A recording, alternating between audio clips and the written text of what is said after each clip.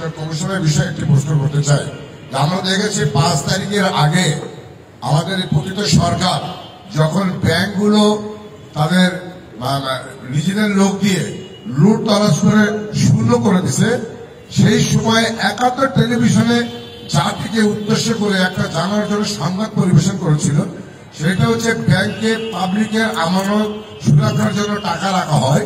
কোন ব্যাংক দেউলিয়া হয়ে গেলে যিনি 10 কোটি টাকা রেখেছেন তিনি 1 লাখ টাকা পাবেন, যিনি তার সঞ্চিত সম্পদ রেখেছেন 1 লাখ টাকা তিনিও 1 লাখ টাকা পাবেন। ফলে এই সংবাদটি জানার পরে সাধারণ মানুষ এবং যারা পেনশনভোগী এবং যারা বিশেষ করে আমানত রাখতে চায় ব্যাংকের দিক থেকে মুখ ফিরিয়ে নিয়েছে। এখনো এই বিষয়টি কিন্তু বলবৎ রয়েছে। ব্যাংকের প্রতি সাধারণ মানুষের আস্থা কমে গেছে, কারণ বাংলাদেশে এখনো ব্যাংক দেউলিয়া হয়ে গেলে আইনের কোন নির্দিষ্ট কোন সুরক্ষার আইন কেন করা হয় নাই। আমাদের দল রাষ্ট্র ক্ষমতায় গেলে সাধারণ জনগণের আমানত সুরক্ষার ব্যাপারে এই ব্যাপারে কোন পরিকল্পনা আছে কি? ধন্যবাদ। ধন্যবাদ।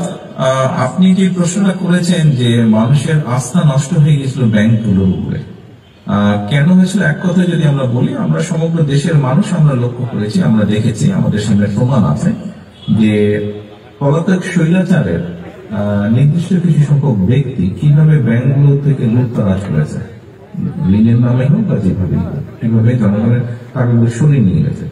তো এটা তো একটা অর্থনৈতিক প্রতিষ্ঠানের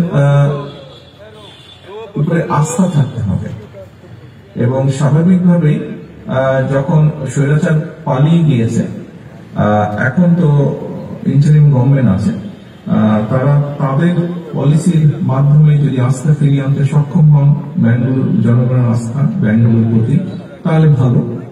আর তা না হলে অর্থনীতির কতগুলো স্বাভাবিক গতি প্রবাহ আছে, কতগুলি স্বাভাবিক নিয়ম কারণ আছে।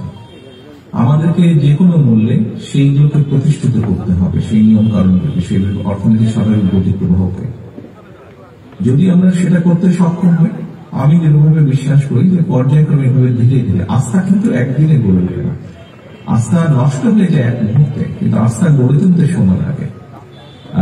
ব্যাংকগুলো সরকার যদি স্ট্রিক্ট থাকে, ব্যাংকগুলোর অর্থনৈতিক লেনদেন সবকিছুর ব্যাপারে সরকার যদি স্ট্রিক্ট থাকতে পারে, আমি যেভাবে বিশ্বাস করি যে সেই আস্থা ধীরে ধীরে আবার ফিরে আসবে। এবং আমাদের পরিকল্পনা, আমাদের ইচ্ছা হচ্ছে সেটি যে আমরা ব্যাংকগুলোর যে নিয়ম, অর্থনৈতিক যে নিয়ম কারণ, সেগুলোকে সঠিকভাবে ফলো করা, যাতে করে অর্থনৈতিক যে মিসম্যানেজমেন্ট, এই বিষয় থেকে যে বিশৃঙ্খলা, এটি যাতে ঠিক করে আনা সম্ভব হয়। কারণ আমাদের কৃষি নিয়ে বলুন, শিক্ষা নিয়ে বলুন, স্বাস্থ্য নিয়ে বলুন, যেটা নিয়ে বলুন, আমাদের অনেক পরিকল্পনা আছে। 31 দফা আছে, এরপরে ম্যানিফেস্টো আসবে, সেখানে অনেক পরিকল্পনা আছে। অর্থ সংকট থাকলে সেই পরিকল্পনা কোনটি বাস্তবায়ন করা সম্ভব হবে না। কাজে আপনি যেটা বলেছেন, অর্থনৈতিক ক্ষেত্রে যে আস্থাহীনতার বিষয়টি, এটিকে আমাদের পুনরুদ্ধার যে কোনো মূল্যে করতে হবে। এছাড়া আমরা রাষ্ট্র যে পুনর্গঠন করতে চাইছি, খুব ডিফিকাল্ট হবে বিষয়টি। ধন্যবাদ।